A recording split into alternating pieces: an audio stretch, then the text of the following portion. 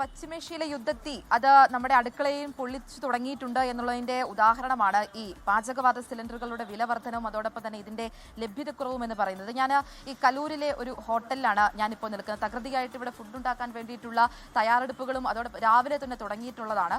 ഈ വലിയ തരത്തിലുള്ള പ്രതിസന്ധികളാണ് ഇവരിപ്പോൾ അനുഭവിച്ചുകൊണ്ടിരിക്കുന്നത്. അതിൽ ഏറ്റവും വലിയ പ്രതിസന്ധി എന്ന് പറയുന്നത് ഈ വില വർധനവ് മാത്രമല്ല, ഈ സിലിണ്ടറുകൾ ലഭ്യമാക്കുന്നതിലുള്ള ഒരു കുറവാണ് ഏറ്റവും വലിയ പ്രതിസന്ധി എന്ന് പറയുന്നത്. സാധാരണ നിലയിൽ സിലിണ്ടർ ഓർഡർ ചെയ്തിട്ടുണ്ടെങ്കിൽ ഒരു ദിവസം തന്നെ 2 സിലിണ്ടറുകൾ വരെ എത്തുന്ന സാഹചര്യങ്ങൾ നിലവിലുള്ളതാണ്. പക്ഷേ ഇതിപ്പോൾ ഇന്ന് ഓർഡർ ചെയ്തിട്ടുണ്ടെങ്കിൽ 2-3 ദിവസങ്ങളൊക്കെ കഴിഞ്ഞിട്ടാണ് ഈ സിലിണ്ടർ എത്തുന്നത്. അത് വലിയൊരു പ്രതിസന്ധിയിലേക്കാണ് കടക്കുന്നത്. ചേട്ടാ, വലിയൊരു പ്രതിസന്ധിയിലേക്ക്. ശനിയാഴ്ചയാണ് നമുക്ക് ഗ്യാസ് സപ്ലൈ കിട്ടിയത്. അത് ശേഷം കിട്ടിയിട്ടില്ല.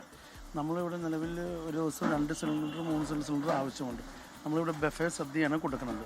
ബോർഡ് കാണിച്ചിട്ട് അപ്പം 70 രൂപയ്ക്ക് സദ്യ കൊടുക്കണമുണ്ട്. 12 മണി തൊട്ട് 3 മണി വരെ നല്ല തിരക്കുകളാണ്. ഒരു ഏകദേശം 40 കിലോ അരിയുടെ ആൾക്കാർ വരും കവർ ചെയ്യും. നിലവിലത്തെ സാഹചര്യം ഇന്നും കൂടി ഓടാനുള്ള ഗ്യാസ് ഉണ്ട്. ഇന്നും കൂടി ഓടാനുള്ള ഗ്യാസ് കിട്ടിയിട്ടുണ്ട്. ഇന്ന് അവർ ഡെലിവറി ചെയ്ത് തരാമെന്ന് പറഞ്ഞിട്ടുണ്ട്. ഇതുവരെ കിട്ടിയിട്ടില്ല. വിളിച്ചിട്ട് ഫോൺ എടുക്കണമില്ല. അങ്ങനെ അതാണ് സംവിധാനം. നിലവിൽ ഇത് കഴിഞ്ഞിട്ടുണ്ടെങ്കിൽ വിറകിലേക്ക് മാറാനുള്ളൊരു സംവിധാനം ചെയ്തുകൊണ്ടിരിക്കുകയാണ്. അപ്പം ഇത്ര നമ്മൾ ഓൺലൈൻ മേഖലയിലൊക്കെ അതാണ് ഷൂട്ട് ചെയ്തത്. അതിലൊക്കെ അവസ്ഥകൾ ഓൺലൈൻ മേഖലയിലൊക്കെ ഇത് ഇൻട്രൊഡ്യൂസ് ചെയ്തിരിക്കുന്നത് ഊണ് സദ്യയുടെ 70 രൂപക്കാണ് കൊടുക്കുന്നത്. അതുകൊണ്ട് ഇഷ്ടംമാതിരി ആൾക്കാർ വരുന്നുണ്ട്. അതുതന്നെയാണ് ഇങ്ങനെയുള്ള ഹോട്ടലുകളിലേക്കൊക്കെ വലിയ ആളുകളൊക്കെ, പ്രത്യേകിച്ച് കലൂർ മേഖലകൾ എന്നൊക്കെ പറഞ്ഞിട്ടുണ്ടെങ്കിൽ ഒരുപാട് ആളുകൾ എത്തുന്നതാണ്. അതുകൊണ്ട് ഹോട്ടലുകളിലൊക്കെ വലിയ തിരക്കുകളും വരുന്നതാണ്. ഒരു ദിവസം തന്നെ 2-3 സിലിണ്ടറുകളുടെയൊക്കെ ആവശ്യം വരും. ഇപ്പോൾ ആ ചേട്ടൻ നമ്മളോട് സൂചിപ്പിച്ചിരിക്കുന്നത് പോലെ തന്നെ ഇവരിപ്പോൾ ഈ ചോറ് കാര്യങ്ങളൊക്കെ ഉണ്ടാക്കുന്നത് നിലവിൽ വിറകടുപ്പിലേക്ക് മാറിയിട്ടുണ്ട്.